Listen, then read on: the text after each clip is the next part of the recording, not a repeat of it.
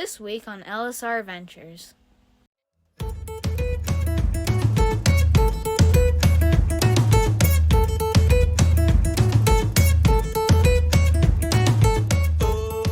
What's up, everybody? We're going to do it a little different today. We got our coffee here. We're enjoying it. But we're not going to explain too much about what's been going on. We'd rather just kind of show it. So probably going to jump right into it. But we got our septic tank installed, so we'll show you a little bit of that. Yeah. Sherry's been working hard in her garden area. She can tell you a little bit about that. We got a little update on the chicks. They've been growing like crazy. And then the main part of this video today is going to be about our transplanting of our seedlings.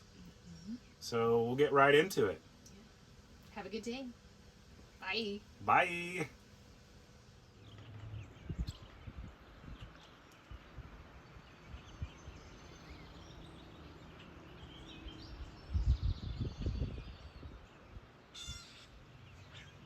Why is there a big hole in the lawn? Yeah, it's a little messy out here. We got a new septic tank though, so holding in our poop. 1,000 gallons, baby. This little rascal over here. It's Miss Lola making her debut. Oh, Lola. She's still a free-range dog. She likes to be with her brothers and sisters. She is ornery. They all are.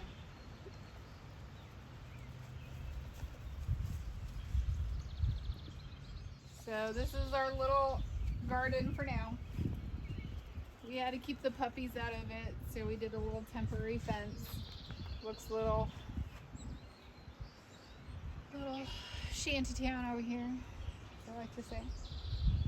But we had some flowers and strawberries. There's some onions in there, so they'll grow.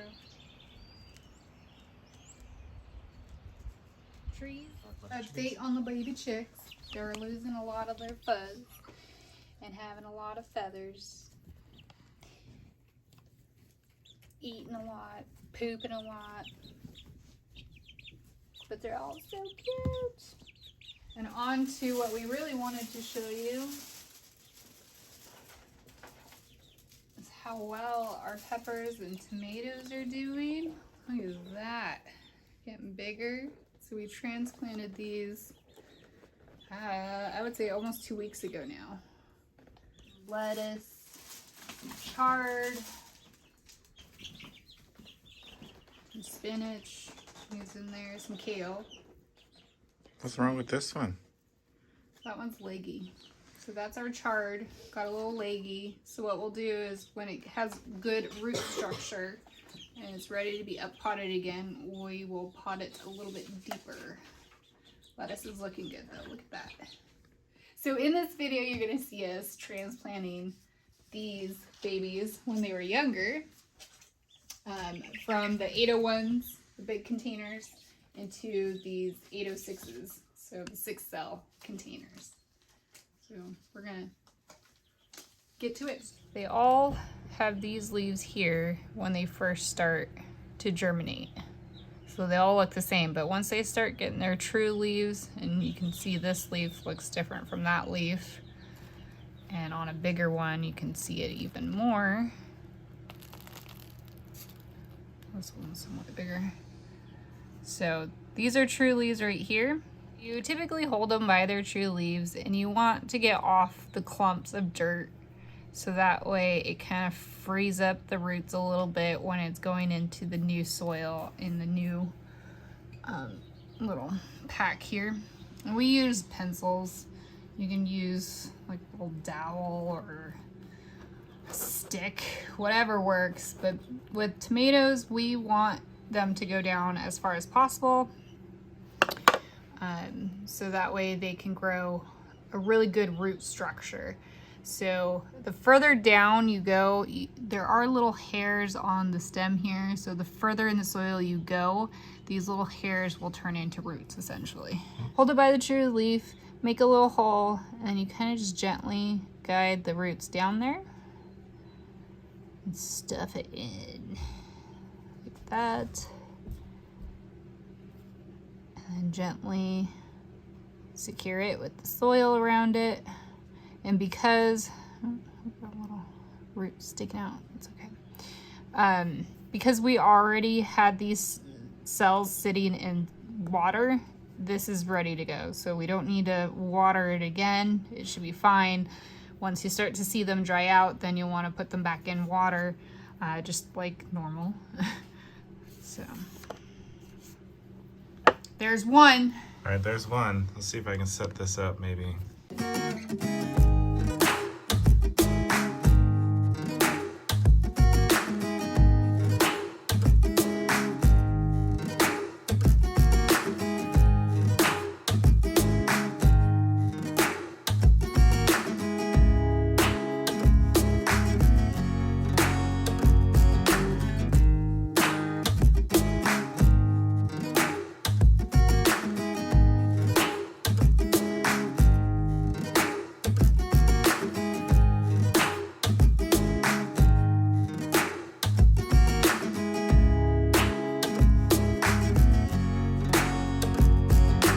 Tomatoes, I just did them real quick.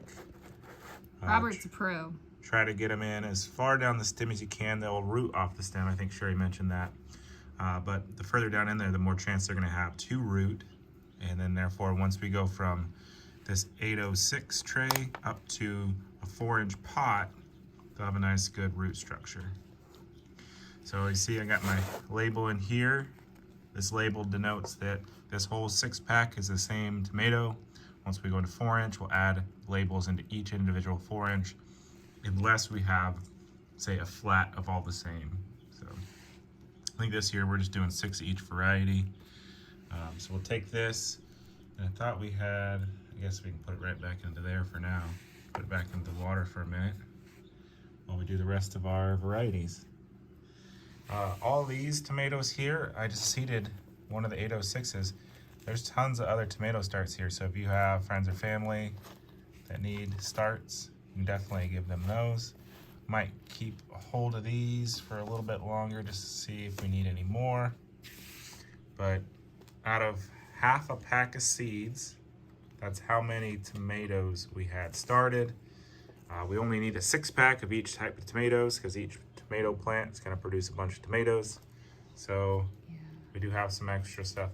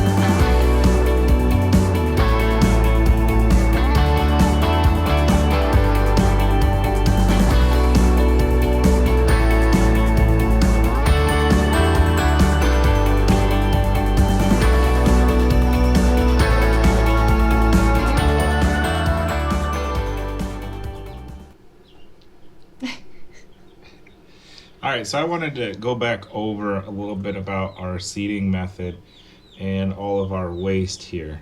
So this is all waste here, and all this is kind of waste. What we did with each one of these different packs is used about half a pack of seeds in order to get 6 viable plants for each variety. Now you might wonder, like, well, why waste so many? With these seeds, they're a new type of seed we haven't used before, so we didn't know the germination rate, for one.